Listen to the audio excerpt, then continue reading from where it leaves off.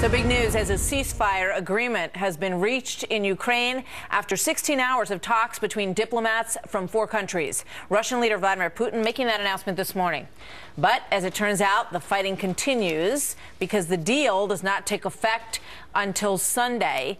Unclear if it will even hold up at this point. A previous ceasefire in September fell apart very quickly, and Putin notes that every issue, in his opinion, is far from resolved. And President Obama asking Congress for authorization to fight a war against ISIS, laying out a limited military strategy, including a 3-year time period under which this agreement would take effect. Welcome, everybody. Brand new hour now of America's Newsroom. I'm Martha McCallum. And I'm Greg Jarrett in for Bill Hemmer. Well, the president's request, vowing to avoid another ground war in the Middle East, landing on Capitol Hill with a thud, drawing fire from both Democrats and Republicans. Senate Armed Services Committee Chairman John McCain telling us in the last hour that unless the administration can lay out a convincing strategy, this request is going nowhere. It's kind of classic Obama, telling everybody and our enemies what we're not going to do, no articulation of a strategy. This was a study in Obama incoherency. And of course, we're glad to know they're going to be defeated. But I'll tell you an ugly truth, Martha, and that is we're going to have boots on the ground. John McCain with us earlier here. Bret Baier joins me now, the anchor of Special Report. Bret, good to have you here this morning. Obviously, everybody's still chewing over the president's exact words from yesterday and trying to figure out what they mean. Is he going to get this thing passed on the Hill? Well, I think it may change quite a bit before it does get across the finish line. We had Mac Thornberry, the chairman of the House Armed Services Committee, on Special Report last night, and he said, listen, from their perspective, the 3-year sunsetting is not the biggest problem. The biggest problem is the restriction on enduring combat operations or offensive operations and what the definitions of all those are. This parsing of words is not the usual way for an authorization of military force, and it may provide some flexibility that you read as the eye of the beholder what these forces are able to do. In other words, special operations forces would still be able to go in and work with indigenous forces and laser targets and bring in airstrikes, and they wouldn't be technically called offensive combat operations. It's strange, but I think that that's how some people are reading it. Yeah, I mean, you wonder what the Pentagon reaction is going to be, because they're the people who would be sending our military, in some cases, at least through special forces or there to train other troops, into this theater. And they've had a lot of discrepancies with the president over what the mission actually is. Yeah, and that's the biggest concern, is that you would get to a situation where forces would be on the ground working with Iraqi forces or Syrian Free Army or somebody, and then there would be this legal question, and they'd have to call up the lawyers in the middle of a firefight. And that is what cannot happen, according to many, both Democrats and Republicans on Capitol Hill and at the Pentagon. I think there's also on the other side a concern that this is just a never-ending war. The president is trying to handcuff himself by this 3-year sunsetting.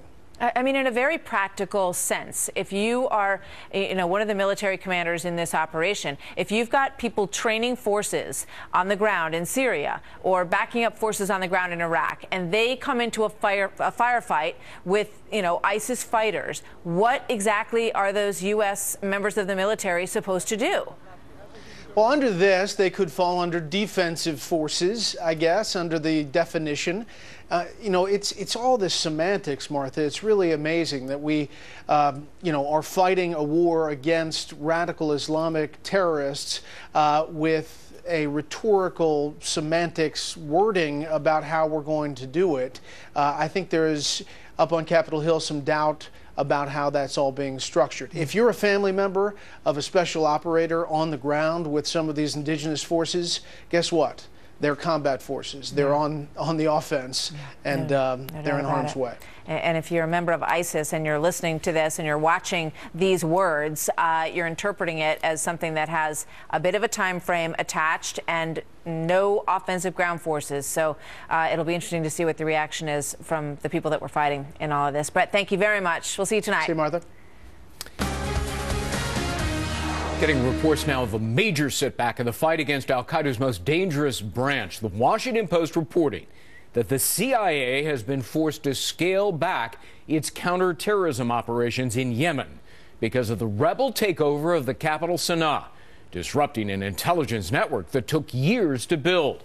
Chief Intelligence Correspondent Catherine Herridge joins us live from Guantanamo Bay, Cuba. Catherine, what are the implications of pulling our intelligence people out of that region?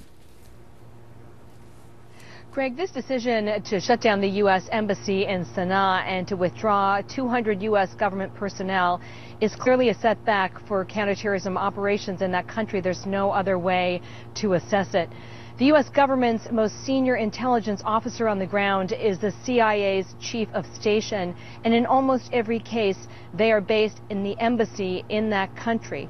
In addition, with the withdrawal of military forces, not all but most, this really limits the CIA's ability to move around the country. After all, the CIA is a human intelligence gathering operation.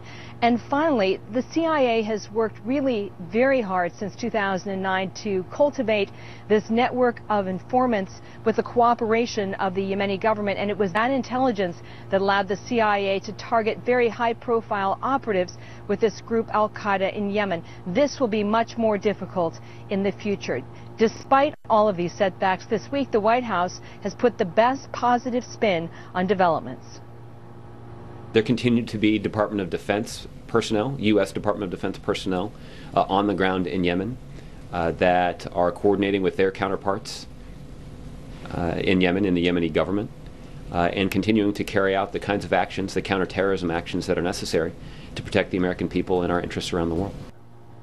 Well, it's absolutely true the Defense Department will have limited assets on the ground, but these assets are not as effective unless you have very specific intelligence and targeting information. And Ibrahim al-Asiri, the man you see here, he remains the top target of the U.S. government in Yemen. He is described by the intelligence community as really the best bomb maker working today. He was behind those 3 plots to bring down aircraft over the United States using these non-metallic explosives.